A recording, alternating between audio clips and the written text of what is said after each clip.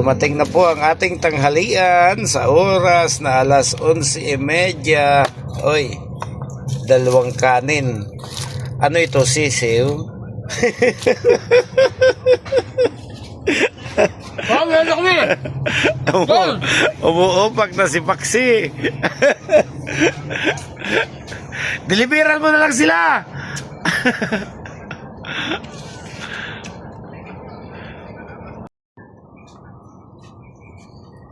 So, tara mga kabihero, kain na po tayo. Tirahin na natin ito bago tirahin itong mga kasama ko.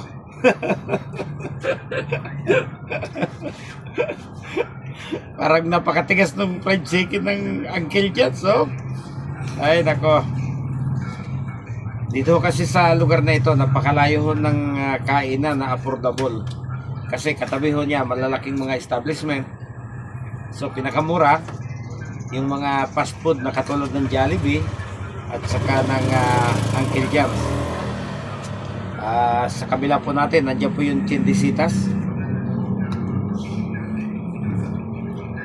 Pag kumain ka doon sa loob ng malalaking establishment, payat ang 200.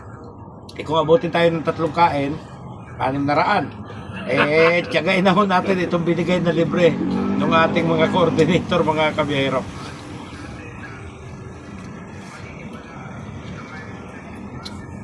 May luto naman kami, nakakaya lang magluto. Nasa loob tayo ng isang highly urbanized city, tapos kita nila nagluluto tayo sa ilalim ng bus, mga kabiyero. Yung isang araw, kumain ho kami. Mahigit 1 kilometro ang nilakad namin patungo sa Rosario, Pasig para lang makakain.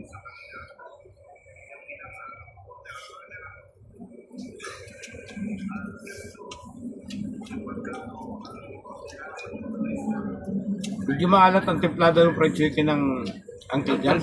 Malalat nga. Medyo maalat, no?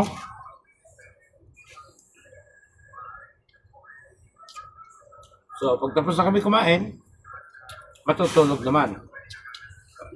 Dahil 5:30, boarding time, balik na sa hotel. Ano na? Alas 5:30 hanggang alas 7 ho, yung sakayan. Bali, 6 na bus kami rito, so matagal bago mapuno lahat.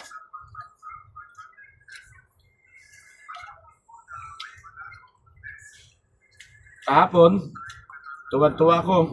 Unang bus akong napuno doon sa hotel. Ang problema, single lane ho yung parking area. Hindi na kami pinaparada ro sa open parking. Sa kalsada ho kami nakaparada. Ang nangyari, ang pinuno yung nauna. 5:30 nakaalis na yung isa, ako yung pang alas 7. Kaya ginawa ko ngayon, inutakan po natin sila. Ako naman po yung nagpa-huli doon sa loob ng parking ng hotel. Para sila naman yung masiksik doon sa gawing dulo. Sila naman yung abuti ng gabi.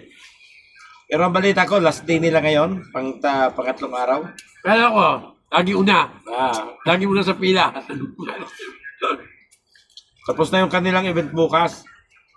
So, di natin alam kung may ibang schedule para bukas. Para sa iba naman pong pasahero.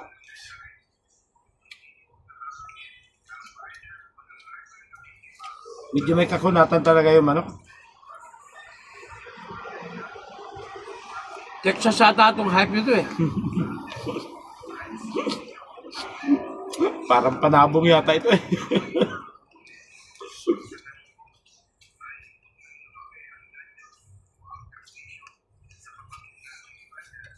Pero mabango siya at malasa, ano?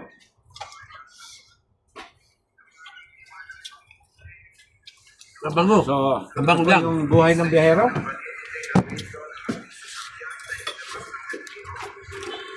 Ay.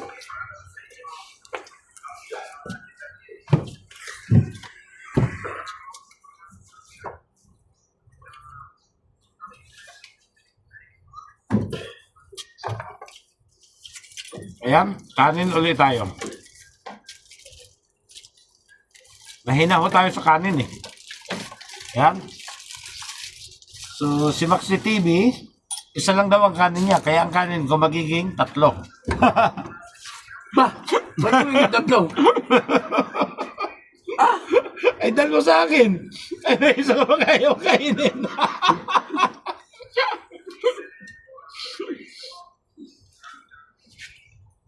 At ayaw din niya ng gravy. So, dalawa rin yung ating gravy.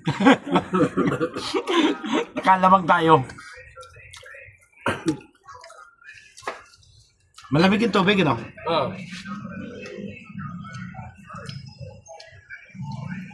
Pero papasamer na ho. Medyo umaasa tayo ng mas magandang mga dispatch sa mga darating na linggo. Hanggang Abril. Kasi uso na mga pilgrimage, uso na mga outings.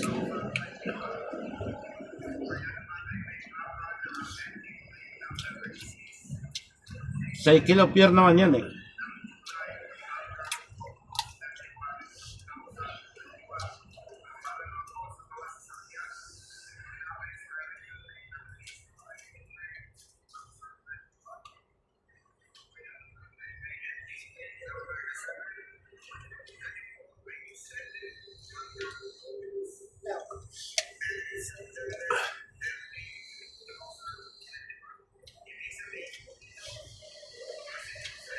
Last year, mas masarap ang pagkain. Nanggagaling mismo doon sa loob ng kanilang simbahan. Isang malaking box. Tapos, mga 3 ang ulam. Ngayon, kinukuha lang nila dyan sa Uncle Jan. Last year. Oh, last year, maganda ang pagkain na binibigay. Kasi mismo ang pagkain ng mga guest.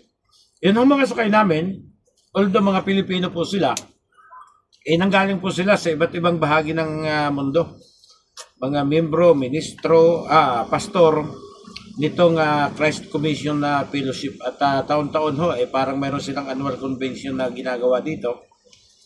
So tayo ho yung nagsiservisyo.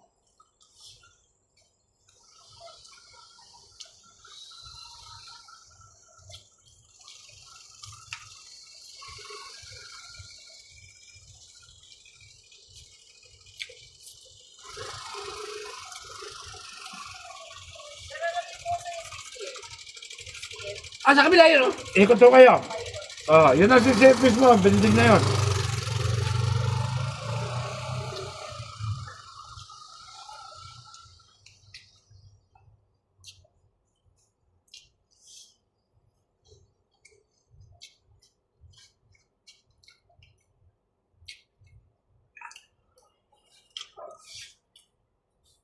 So, okay na po.